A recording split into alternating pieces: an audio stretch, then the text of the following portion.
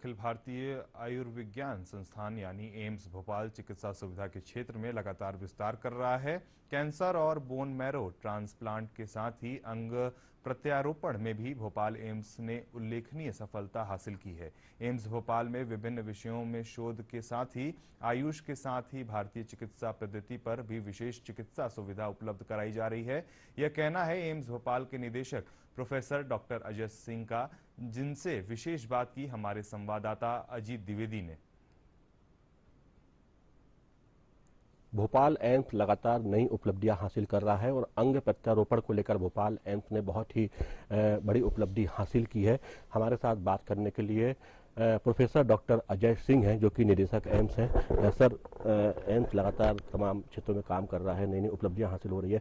अंग प्रत्यारोपण को लेकर क्या उपलब्धि वर्तमान में हासिल की है और किस तरीके से ये आम लोगों के लिए फायदेमंद है, खासतौर पर मध्य प्रदेश में जो लोग रहते हैं उनके लिए? जी, मुझे ये बताते हुए बहुत खुशी है कि पहला जो किडनी ट्रांसप्लांट है वो सक्सेसफुली एम्स भोपाल ने किया है।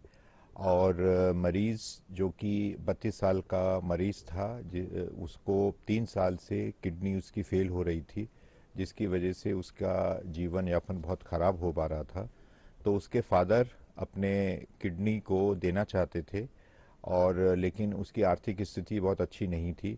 तो एम्स भोपाल ने पहला उस मरीज़ को चुना, जिसमें उसके फादर जो कि 59 इयर्स के हैं, उन्होंने अपनी एक किडनी को अपने बच्चे को दिया।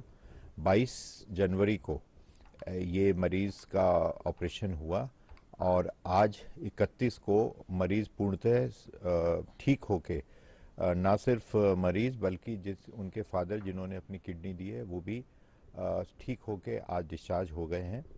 और क्योंकि ये मरीज़ हम लोगों ने आयुष्मान के रूप में किया था, तो मरीज़ को एक भी पैसे का इसमें कुछ भी योगदान नहीं देना पड़ा। और यदि ये मरीज़ कहीं प्राइवेट में कराता तो लगभग 6-7 लाख रुपया का खर्चा होता, और यदि आयुष्मान बेनिफिट नहीं मिलता उसको, तो भी कम से कम इस अस्पताल में 2.5 से 3 लाख रुपया का खर्चा लग सकता था। तो कुल मिला के कह सकते हैं कि निःशुल्क पूरा ये ऑपरेशन हुआ है और आयुष्मान योजना के माध्यम से निःशुल्क ये पूरा हो पाया है। सर, अगर बोन मैरो ट्रांसप्लांट की बात करें, वो भी एम्स कर रहा है, उसमें भी एम्स में तमाम सुविधाएं हैं, तो उसको लेकर किस तरीके से यहाँ पर काम चल रहा है? और साथ ही रिसर्च की बात करें, शोध की बात करें, पिछले कुछ समय से काफ़ी शोध के मामले में काफ़ी एम्स ने काम किया है, वो किस तरीके से आप उसमें आगे बढ़ रहे हैं? जी, मुझे खुशी है कि जो बोन ट्रांसप्लांट जिसकी बात आपने की, ये आज से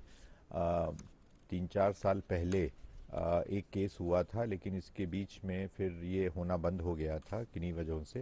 लेकिन अभी हम लोगों ने फिर दोबारा से शुरू किया है, और एक लगभग 45 साल का व्यक्ति है जिसको जो कि बोन कैंसर, जो कि ब्लड कैंसर से ग्रसित था, उसका सक्सेसफुली हम लोगों ने ट्रांसप्लांट किया है।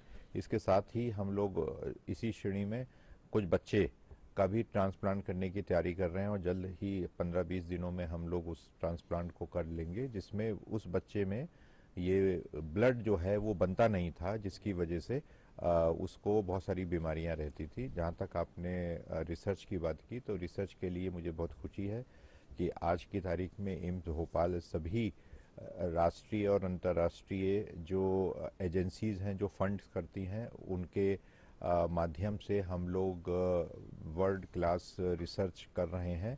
और ना सिर्फ मेडिकल से संबंधित, बल्कि हम लोग जो टेक्निकल इंस्टीट्यूट हैं और मैनेजरियल इंस्टीट्यूट हैं, उनके साथ भी, आईआईएम के साथ और आईआईटी और बाकी जो टेक्निकल इंस्टीट्यूट हैं उनके साथ भी हम लोग कर रहे हैं रिसर्च।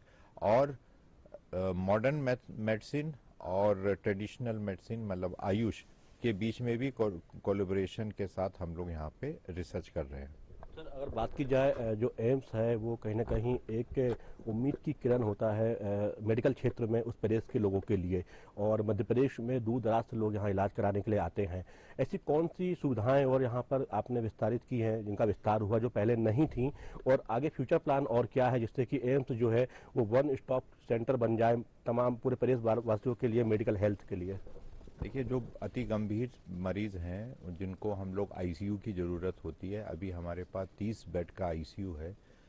मुझे बताते हुए खुशी है कि अब उसको हम लोग एक बिल्डिंग बना रहे हैं जो 150 ऐसे बेड के साथ एक आईसीयू बनेगा। तो आप सोच सकते हैं कि 150 बेड में हम कितने ज़्यादा मरीजों के की सेवा कर पाएंगे।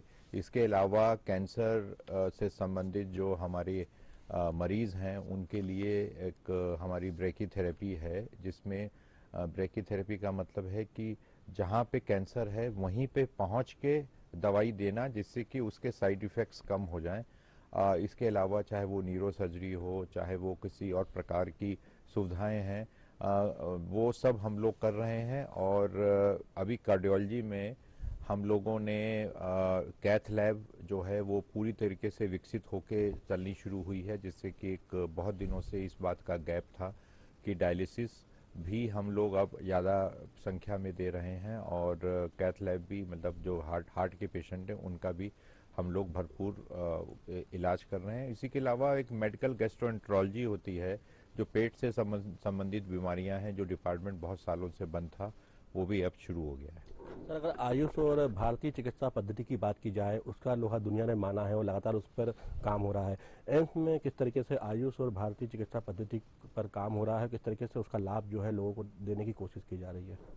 देखिए, हमारे यहाँ पे आयुष विभाग पूरी तरीके से एस्टेब्लिश विभाग है, जिसमें 5 मेडिकल ऑफिसर आयुष के डिफरेंट जो विधाओं से के संबंधित हैं वो हैं।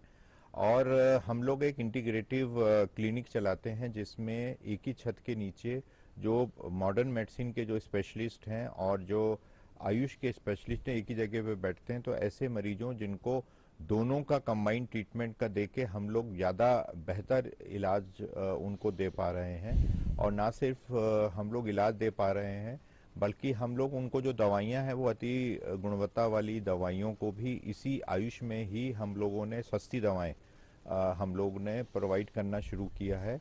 तो हमारे यहाँ का जो आयुष विभाग है वो अब कदम से कदम मिला के मॉडर्न मेडिसिन के साथ काम कर रहा है। बिल्कुल, तो जो आयुष विभाग है वो भी मॉडर्न मेडिसिन के साथ कदम से कदम मिलाकर काम कर रहा है। और भोपाल एम्स जो है उसने पिछले कुछ वर्षों में तमाम क्षेत्रों में बहुत विशेष उपलब्धियां हासिल की है। अगर रिसर्च की बात की जाए या ऐसी बीमारियां जिनका इलाज नहीं हो पाता था, या अंग प्रत्यारोपण की बात की जाए, तो उसमें भी जो है भोपाल एम्स लगातार आगे बढ़ रहा है। कैमरामैन विजय शर्मा के साथ अजीत द्विवेदी, डीडी न्यूज, भोपाल।